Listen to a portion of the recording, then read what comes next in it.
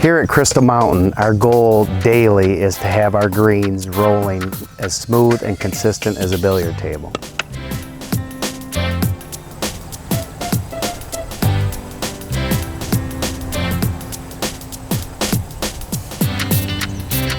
There's a lot of work that goes into achieving these great, smooth, consistent greens.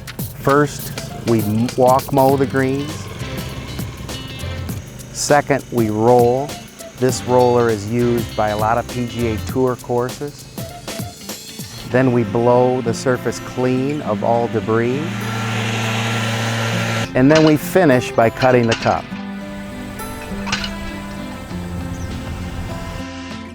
We focus daily on the details, the little things, to separate ourselves from every other golf course. Our guests and Michigan Women's Open professionals from all over the world have complimented us on this.